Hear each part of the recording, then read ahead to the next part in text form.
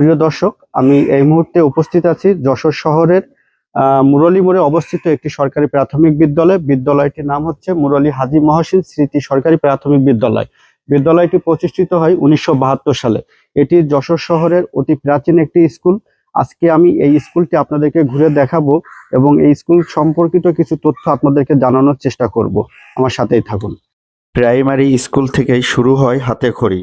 ABCD 1 2 3 4 সরেয়া সরেয়া এখান থেকেই শুরু হয়। একজন মানুষের যদি স্মৃতি বিজড়িত বলে কিছু থেকে থাকে তা হলো তার প্রাইমারি স্কুল।